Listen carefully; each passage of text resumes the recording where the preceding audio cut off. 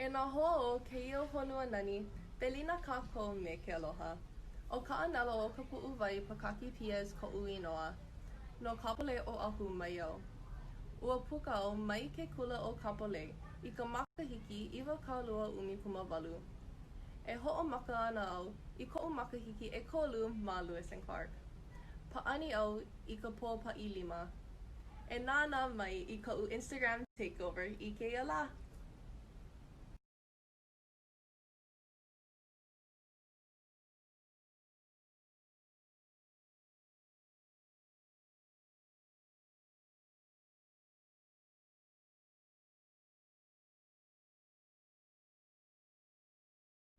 So I'm gonna go holo holo around the island, share some mo'olelo, show you guys some fun places, educate you guys on some stuff. Maybe you know, maybe you don't. So feel free to ask some questions along the way.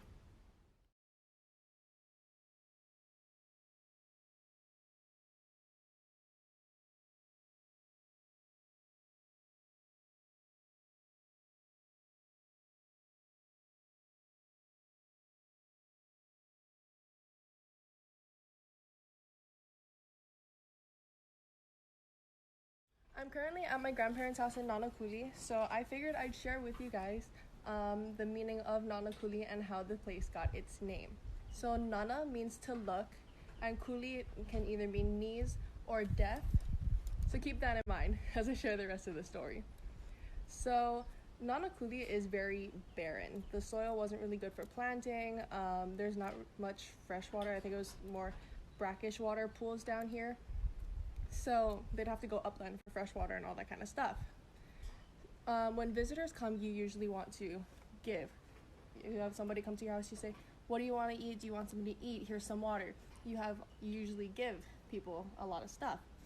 But because there wasn't much to give, everything was so scarce, what they would do is they would either look down, look at their knees to avoid eye contact, or they would pretend to be deaf so that they wouldn't have to deal with like that sense of shame of not being able to give to others. So yeah, that's how Nanakuli got its name, is because the people who lived here couldn't give anything to visitors, so they'd either look at their knees or look down at the ground, or they would just look expressionless and pretend to be deaf. So if you wear your pullout on your right, that means you're single, and if you wear it on your left, that means you are taken. Some people like to say it's only if you're married you wear it on your left, but I just like to say that if you are in a relationship, then you put it.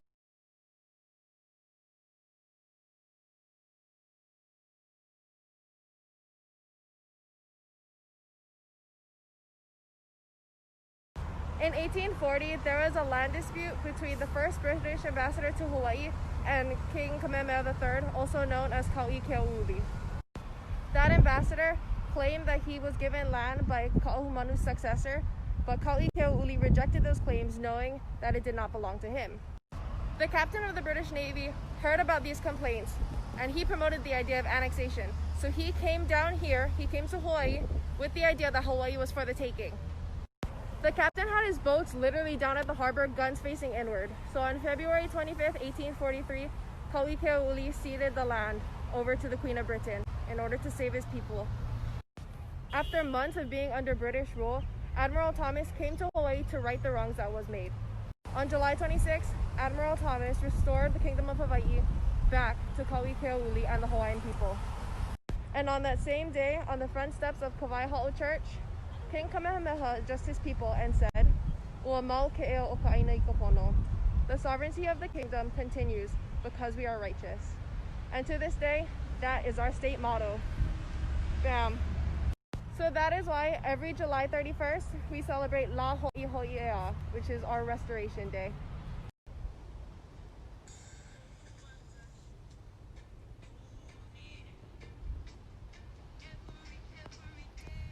I'd say the people are pretty laid back. I don't know, I feel like that's just the whole vibe we have here on the island, so yeah. So you see this little bottom corner right there where it says like Barber's Point? That's where I live. It's like that southwest part of the island.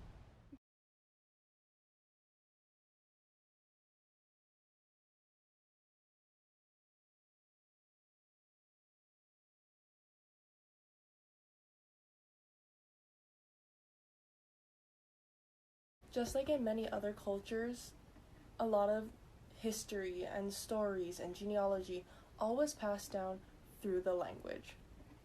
And at one point, being able to speak Hawaiian and write in Hawaiian and like all of that, it was banned. So we lost a lot of our mo'olelo, our history, our culture.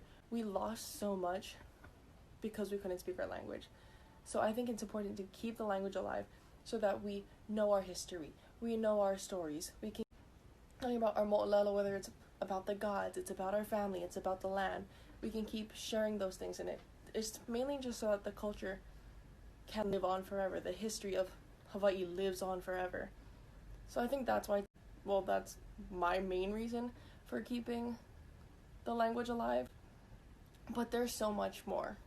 A lot of the times when like these mo'olelos are told or these lessons are passed down, usually it's not talking about that specific object or like person itself. Usually it resembles something else. So if you were to translate, let's just say talking about growth. So if we're talking about the growth of a tree, from Hawaiian to English, you're literally going to think in your head, oh, they're talking about the growth of a tree, when really it's resembling the growth of a person, if that makes sense. I know it has been a long day. I have posted a lot of videos. I'm sure you guys are tired of seeing my face and hearing my voice. I'm looking small kind of right now, but it's okay. We good. But I just want to mahalo all of you for coming along with me today, learning about our culture, the aina, our history and whatnot. I just want to keep encouraging you all to learn and research and know that Hawaii is not just an aesthetic. I mean, obviously, I brag about being from Hawaii and being Hawaiian, but there's so much more that comes with it. Being a Kanaka also means that you owe so much to the land, owe so much to the culture, and you have to make sure that it is your job to keep perpetuating and keep teaching and learning and just making sure that it doesn't die. Know if there's places that you can and cannot go. Know how to act. Know if you're not supposed to turn your back to an ali'i or all of those kinds of things. Just please make sure that if you come here, research, and if you're going to come and not necessarily take from the land, but like enjoy, please be willing to stand with us and teach others too about our culture. Just know and understand, and please be respectful. There is so much that isn't taught and is kept out of history books that needs to be known, not only to us Hawaiians, not only to kama'aina, people who live on the island, whether or not you do have koko and na'ina, whether or not you do have Hawaiian blood. It is your responsibility as kama'aina, of course, but even as Americans, knowing that Hawaii is part of the 50 states, to know what happened, know how we got here.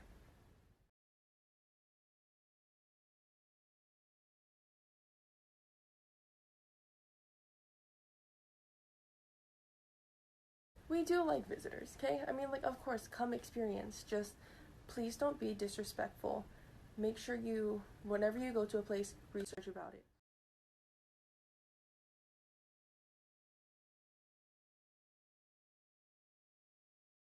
I know I keep talking about how much we lost, but I mean, like, we were almost wiped out.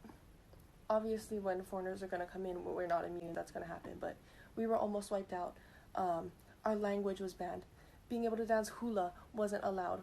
We lost so much throughout the years, and it still keeps being taken away. Our rights still keep being taken away. We got fined for having a Hawaiian flag on our front porch. I live on Hawaiian homelands. Where you need to be Hawaiian. You need to have Hawaiian blood in you. But they're telling us that I cannot have a Hawaiian flag right here by my front door.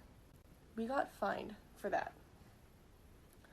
All I'm saying, like it is our nation's flag. I think we should at least be able to have it by our door. We are proud to be Hawaiian. We really are proud. And we don't take that for granted. We know that as Hawaiians, we need to learn our language. We need to know our history. We need to know our genealogy. None of us take being Hawaiian for granted.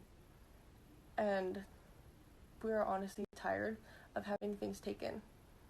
So if we could just have people learn and stand up with us, that would be very, very great. But before I go, I just want to say that I also learned so much today that I didn't know. So I'm going to share with you an ololo no eo, which is a Hawaiian proverb. And it is makahana ka'ike, which means in working, one learns. Once again, mahalo everyone for following along, listening to me talk, and being open to learning about our culture and all that.